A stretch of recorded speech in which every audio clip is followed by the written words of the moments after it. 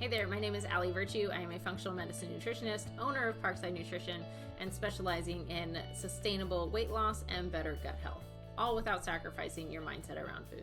Without further ado, let's dive into today's topic. Welcome to How Diets Work, a series where I am trying to explain the pros and cons between different diets so you leave a little bit more educated and hopefully, quote, diet proof. You know the goods, the bads, take the information, do with it what you please. Is plant-based diets. This is a highly requested one and probably the diet, along with like keto and carnivore, that I get asked about the most. So diets that we will cover, plant-based, within the plant-based realm of things. One, I probably have a little personal problem with the name of this because I think I'm pretty plant-based. I eat mostly plants, but I also eat animal products. Within the plant-based diet, it's really talking about vegetarian diet. It's a rebrand of vegetarian diets.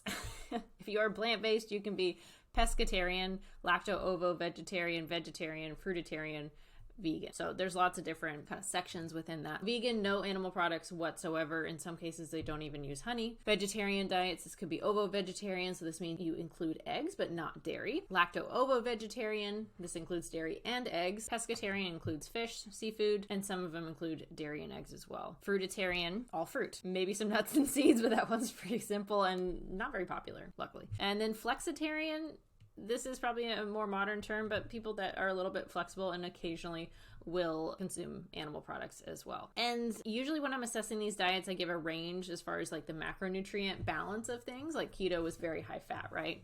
And very low carb. Macros for vegetarian can be pretty wide range. So 10% to 35% protein, 45 to 65% carbohydrate, 20 to 35% from fats. The usual trend with this is it's generally lower protein. It's harder to get a lot of protein, and it's generally higher on the carbohydrate side of things. Fat, you can find a lot of fat sources within plant-based products. That one's usually not super low. It can be low. 20% or lower is on the lower fat side of things, but it's definitely going to be probably higher in the carbohydrate side of things simply because plants are made out of carbohydrates most of the time. So this is probably the most important slide, the pros and cons. So simple summary on this diet. Pros: reduced risk of chronic disease, stroke, cardiovascular disease, cancer, etc. So this is probably one of the strongest diets as far as where the nutrition research comes from. It generally shows positive influence on your health, which is really good. I do think there's limitations though. For one nutrition research is really tough because unless they're controlling and providing the food to someone, I think it's very hard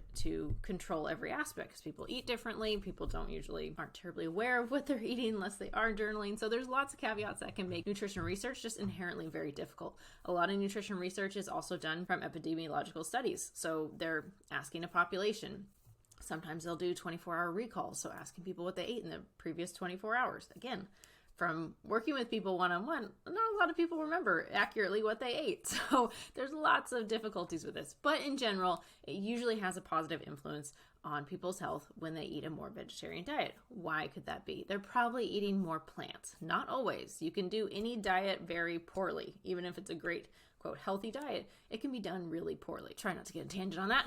It's generally good for cholesterol management. Why is that? It probably adds a lot of fiber, hopefully, to your diet, and then reduces cholesterol-containing foods, which can lower your cholesterol. You can also have high cholesterol, though, without consuming excess cholesterol from food, though. Weight management, again, there's a lot of satiety with this. You're eating a lot of high volume foods, you're eating a lot of plant foods, and so generally weight management is a positive side effect with this. Rich in nutrients, it can be, but like I said, you can do any diet really poorly. If you eat potato chips and PB&J sandwiches, that's pretty plant-based, but I would argue not nutrient dense. So if you're doing this to the full extent and eating a lot of like different colored plants and things like that, it's probably fairly nutrient rich. Little asterisk there.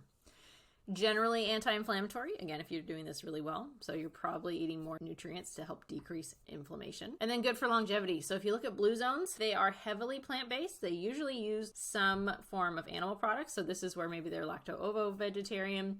Most native populations, kind of untouched by Western civilization, usually incorporate some animal products, whether that's fish, whether that's goat milk, cow's milk, eggs, things like that. They're usually not 100% vegan. So little caveat there, but blue zones are places around the world where people live to up to 100 or over 100 years old. Those are blue zones. So if we look at those populations to gather information of what we can do to increase our general longevity, that's why we study those areas. And generally blue zones are partially plant-based. They are not vegan though. All right, so the cons. Typically low in protein. Like I said, most plants are made out of carbohydrates, some fat, not a ton of protein. Even if they are higher in protein for a plant, we can't absorb all of that protein. So that's why we need 10% more protein. So if I'm saying I need 100 grams of protein per day and I'm going to get that all from plants, I need to add 10% to that to actually absorb the 100 grams that I'm after. Also really low in B12. B12 is primarily found in animal products. So things like beef, red meat are really high in B12, some other animal products, and then iron as well. Iron is most easily absorbed from animal sources. Yes, you can find iron in plant-based sources, but it's usually harder to absorb and less usable by the body. Supplementation is required. If you are vegan, you're probably not going to get enough B12. Pretty simple as that, unless you're supplementing with it. So for me, if I'm looking for a balanced diet that's truly naturally good for me, I shouldn't really have to supplement, in my opinion. So that's one of my problems with this, is that you might be missing some key nutrients, depending on which option you go with. And could lead to overconsumption of processed foods. This one might seem a little bit backwards, but like I said, you can be, quote, vegetarian and eat potato chips and peanut butter and jelly sandwiches and highly refined meat-like products. You're still consuming ultra-processed food in some cases. Again, this is not everybody. Anytime there's a diet that has an industry behind it or products are selling and catering to that diet, you can get highly processed food products that become really popular. So this happens in paleo too. Like people will start buying paleo muffins for breakfast every day, and then they wonder why they gain weight or have these other issues.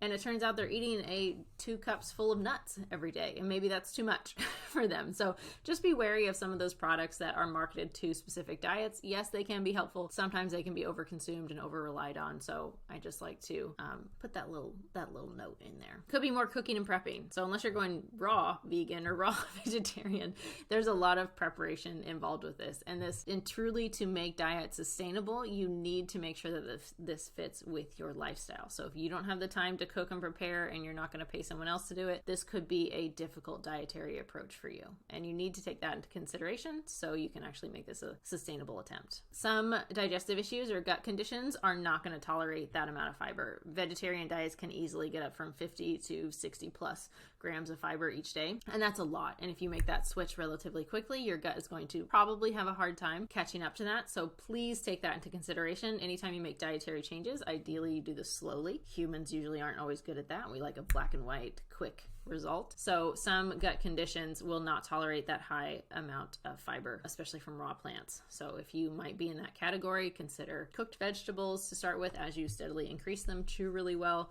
Could add some supplementation to help your gut digest that, but that's just a caveat I think is really important, because some people will try diets and it's a drastic change for their gut. They feel bloated, they feel kind of icky, and their digestion's all upset, and they're like, oh, that diet really didn't work for me. Might have done it a little too fast. There might have been a key aspect. It might not be that plant-based diet is not good for you. It might have been too much fiber, or it might have been too much fiber too quickly. So take that into consideration as well.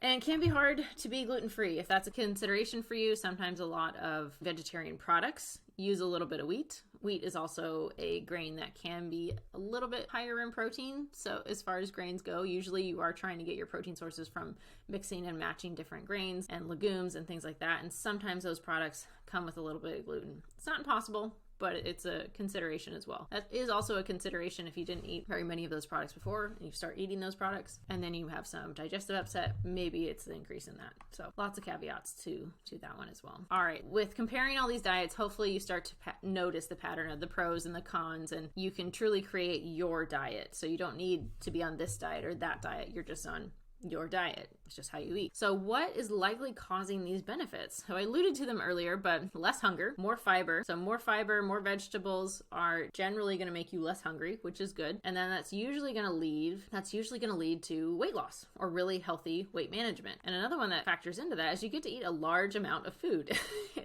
Usually plant-based foods are not super high in calories. That means you can eat a quite large meal with a lot of fiber that will keep you really full, diminish your hunger, and that can lead to weight loss. So those are some benefits. If that's a part of your goal, we can take elements from the plant-based diet and incorporate that. More plants and the diversity of plants that you're eating. So if you're eating, hopefully like 30 different types of plants each week, that can be really, really good for gut health. This is going to promote a diverse composition of bacteria in your gut, and that's a really good health marker as well. The yes/no food list keeps things very simple, and the easier things are for people to follow, usually the better they can stick to them. Increases whole foods in the diet. Again, hopefully we're not just, buying all the vegetarian like food products that can sit on our pantry forever and etc. And hopefully that is good for overall health when we are increasing our amount of generally just simple whole foods that we are eating. All right, so my personal opinion on these things, since working in this industry since 2016, for me, a lot of times it's not super sustainable, and I'll say why. And it's because of this point down here. It's because people think I'm on a vegetarian diet, so I cannot eat anything that's not on the yes list. So when they do, if it comes up randomly, they get really hungry, whatever situation comes up, and they do have something and they quote fall off the diet wagon, sometimes it's hard for them to get back on. Sometimes they'll binge, sometimes eating this way. And then if they just want to enjoy a little bit of steak or a burger or something, because they've been eating plant-based so long, their digestive system isn't used to animal proteins. I see this a lot. So when you do add steak back in, even if it's like the highest quality stuff, sometimes they can get a negative reaction digestion-wise, and it's not always because the food is bad. It is because you haven't been digesting it on a regular basis. You have changed your gut bacteria. So your gut bacteria has not had to digest steak, burgers, chicken, and egg in X amount of time that you've been on that particular diet. So taking that into consideration, some people say like, oh, well, steak doesn't agree with me. This doesn't agree with me. That can be true, but this is my vote for being flexitarian or incorporating some animal products. So you can have that versatility and digest those things, because again, those types of foods do have nutritional value. For some people, it can be really rigid. They don't like to stick to that strict of a yes/no list. So sometimes that can be, again, not sustainable for the person.